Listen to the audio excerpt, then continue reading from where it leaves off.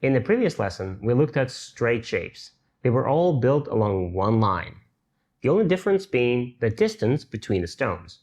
In this lesson, we'll explore the three curved shapes, not built on the same line, but the same general rules apply here.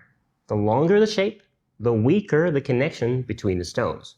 The first one will be the diagonal move. It looks like this: a stone and the one diagonally across from it. And I apologize in advance that sometimes I might call this shape by its Japanese name, Kosumi, just because it's one word instead of two. This is the most connected shape of all three in this lesson, but it's not really that good for building territory walls. Take a look. Play a stone here, another one here, maybe another one here, and how many points did we make? How much territory do we have? It's really hard to say. All of this and this is still open and empty. Oh, wait a minute. I just told you that this is a connected shape. But what does it mean? Because this shape is connected along the line, so this is one group of stones. But these stones are not connected at all. Well, it's story time. Gather round, ye seekers of wisdom, and hear the legend steeped in the mists of time. Long, long ago, in the land of Jukyu, there lived a stone most impetuous, known to all as Willy the Wedger. Possessed of a zeal unmatched and a patience thinner than the finest silk, Willy roamed the grid, a knight-errant in search of glory. One day, he would encounter these two stones. "A gap!" Willy would cry with glee. "Surely begs for a wedge." Little did he know that there was a diagonal tether between the stones. They're like two pearls on an invisible string. If one link gets broken, the stones will connect along the other one. They are inseparable, their connection a testament to the folly of rash endeavor. Chastened but undeterred, Willy cast his gaze upon a one-space jump. Deceptively open, yet fortress strong. "Once more, unto the breach!" cried Willy with newly found joy. With a jolly but misguided lurch, he'd throw himself between the two calmly waiting stones, hoping to turn their strength into disarray.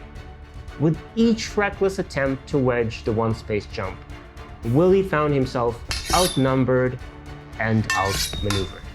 His efforts dashed upon the rocks of his own impetuosity. And so it happened that Willy the Wedger became a byword for hapless haste, a jester in the court of strategic depth. So ends the tale of Willy, with laughter and lessons in equal measure. A story told wherever stones gather and games are played. So as you now know from the story, the diagonal move is as solid and as unbroken as an extension.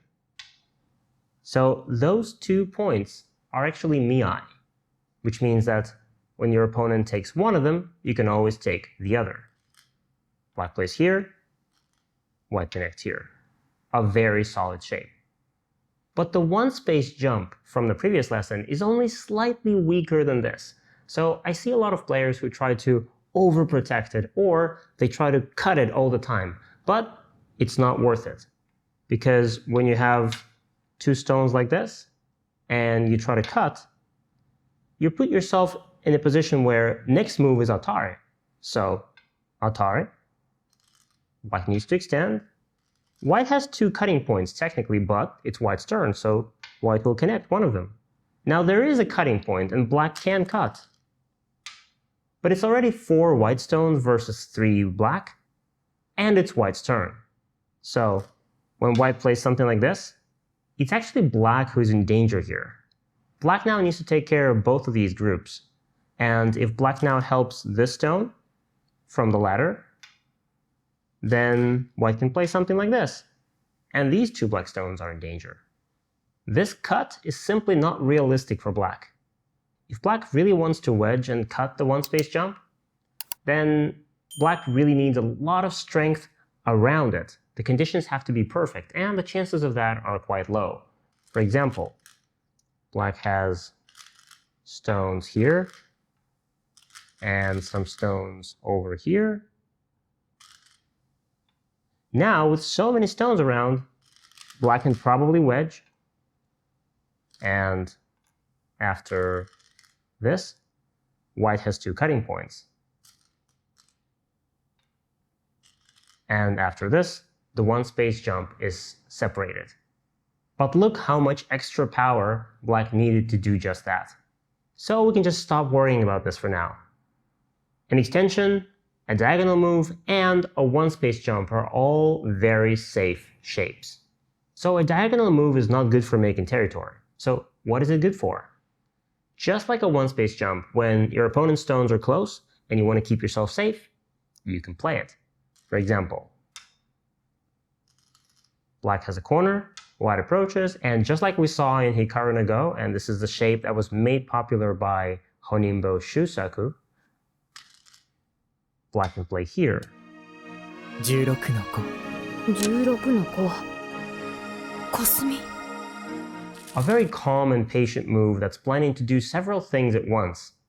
Extend to the right side to around A, press the white stone from above at B, or even attack from the other side at C. Now let me show you one more Joseki variation where this move can come in handy.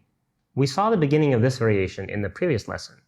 White invaded the corner, and black gets a wall and an extension along the left side. The shape that white has is still quite small and not very strong, so white could choose to strengthen it by playing a diagonal move, just like this. This way, white not only gets the corner, but probably part of the bottom side as well. Shape number 5 would be knight's move, or Keima, as they call it in Japanese. It looks like this. If I had to choose the most complex shape, and also the one that's difficult to master, it would be this shape right here. Just like you can move your knight in chess in 8 different directions, you can play this shape in 8 directions too. You know, like in video games, the strongest character is very often the one that's most difficult to learn and handle. Keima is exactly the same way. It's multifunctional, versatile, very flexible, can be used in many different situations, and of course, it's difficult to master. But before we look at any of the examples with this shape, I need to show you the fundamental flaw that this shape has, the one that Willie the Wedger never discovered. Because this shape is naturally curved, your opponent can always think of separating these stones. So if black plays, for example, like this, white connects, and black cuts. Of course, right now this black stone can be captured in the ladder, like this. But if black has another stone somewhere here, then white cannot capture it anymore, and the white stones are separated. Okay, I know, it's a little bit difficult to cut the shape just like this, but if black gets at least one stone in this area, for example somewhere here, then cutting becomes a lot easier. With the very next move, black can play, for example, like this, push, and cut. Or jump cut like this. Again, this would require a ladder, but white needs to always keep this cut in mind when playing the knight's move. Every time you're about to play this shape, ask yourself, can my opponent cut right now and will he have the ladder? I started with a difficult case here, playing the knight's move somewhere in the middle of the board, and if we move it closer to the edge, it becomes a lot easier to manage. For example, white can still control the corner by playing this. This is a very safe corner enclosure. Of course, you can also use this shape for strengthening the star point corner, like this. This shape is a little bit too slow for making territory on the side. For example, doing something like this and like this. This feels a bit slow. But when your opponent's stones get closer, it's immediately well justified. For example, you play a stone in the corner like this. Black approaches. I showed you that you could play like this, which is very calm and solid. But if you just want to play for the left side, you can also play the knight's move. This way you still keep the possibility of attacking the stone in the future, maybe keeping the corner like this, or extending somewhere along the left side. Now let's see one more example where a knight's move can be used as a safe choice to help your stones. We've seen this a couple of times by now, so it should be easy. Black has a corner, white invades, black blocks, white extends, black extends. And now white needs to help the stones. How would you do it?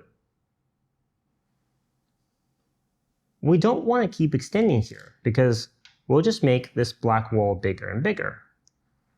If we play something like this helps the corner, but it's too slow.